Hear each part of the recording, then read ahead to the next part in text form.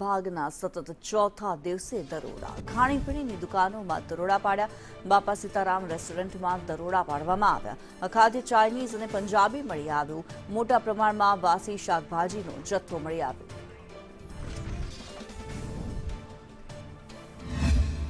સાત ઉપર થઈને જ બધું ઓલો થાય બધી બને લે ઓલા નૂડલ્સ તો સુખાવા રાખ્યા હતા નૂડલ તો બાફીને સુકાવા નગર ચોટી જાય નહીં પણ એવી રીતના શું થાય આવું બધું ગાજેલું તેલ છે તેલ તો હમણાં ઓલો ખોલીને નાખ્યો બધામાં આવું જ હોય એમ તમે ખાવ છો એમ મોટા પૈસા તમે લ્યો આપણે તો ખાઈ તો કઈ થાય છે કઈ નથી થતું કઈ આમાં સાહેબ જો અંદર કાળું કઢાઈ છે ને એટલે બધું કાઢે હમણાં જ ઓલો તેલ ખોઈ ચાઇનીઝ પંજાબીના કેટલા રૂપિયા લ્યો છો?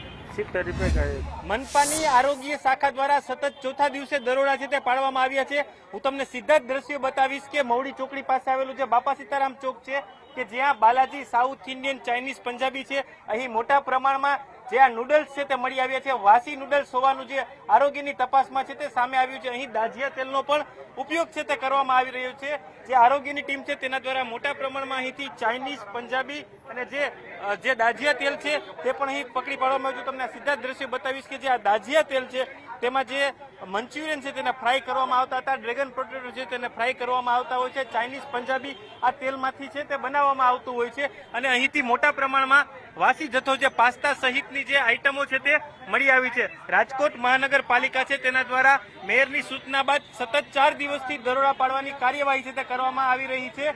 તમને આ સીધા જ દ્રશ્યો છે તે બતાવી રહ્યું છું કે રાજકોટ મહાનગરપાલિકાની ટીમ છે તેના દ્વારા આ કામગીરી છે તે કરવામાં આવી રહી છે। ત્યારે મારી સાથે આરોગ્ય અધિકારી છે, આપણે તેના સાથે પણ વાત કરશું।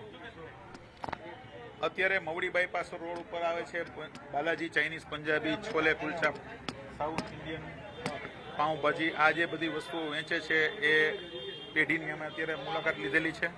આ પેઢીને અમે સીલ કરવા જઈ રહ્યા છીએ કારણ કે અહીંયા સૌ પ્રથમ જે બેઝિક આપણે જોઈએ તો જે ફૂડ હાઇજીન પ્રેક્ટિસ છે ફૂડ હાઇજીન પ્રેક્ટિસ બિલકુલ જોવા મળેલ નથી।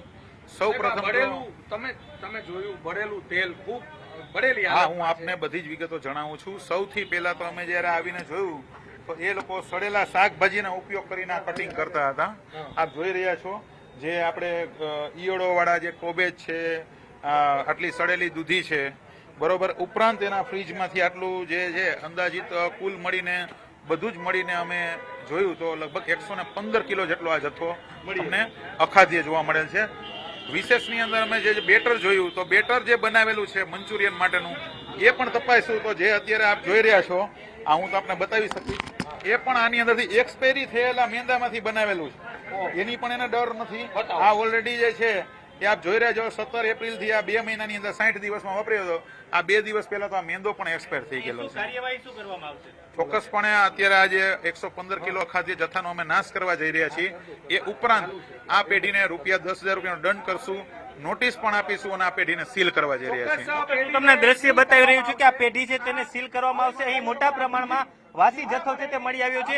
115 કિલો વાસી જથ્થો છે તે મળી આવ્યો છે। જે આ મંચુરિયનની છે તે વાસી જથ્થામાંથી બનાવવામાં આવતું હતું। અહીં જે વાસી વસ્તુ છે તે 115 કિલો જેટલી મળી આવી છે। 10,000 રૂપિયાનો દંડ છે તે ફટકારવામાં આવશે અને પેઢી છે તેને સીલ કરવામાં આવશે। અહીં જે વાસી શાકભાજી છે તેનો ઉપયોગ કરવામાં આવતો હતો, હું તમને દૂધી પણ બતાવીશ કે આ સડી ગયેલા જે વાસી શાકભાજી છે તેનો અહીં ઉપયોગ થતો લોકોના આરોગ્ય સાથે સીધા ચેડા છે તે અહીં કરવામાં આવતા હતા। છેલ્લા 4 દિવસથી રાજકોટ મહાનગરપાલિકાની આરોગ્ય શાખા છે તે જે ભેળસેડિયા વેપારીઓ છે તેના ઉપર તવાઈ બોલાવી રહી છે, પરંતુ આ વેપારીઓ છે તે હજુ પણ સુધારવાનું નામ છે તે નથી લેતા। લોકોના આરોગ્ય સાથે ચેડા કરતા નજરે પડી રહ્યા છે, ખુલ્લેઆમ ચેડા કરવામાં આવી રહ્યા છે। ત્યારે જે આ બાલાજી રેસ્ટોરન્ટ છે ત્યાંથી 115 કિલો અખાદ્ય જથ્થો છે તે મળી આવ્યો છે અને આ પેઢી છે તેને સીલ કરવામાં આવશે। કેમેરામેન વિપુલ બોરીચા સાથે દિવ્યેશ જોશી, સંદેશ ન્યૂઝ, રાજકોટ।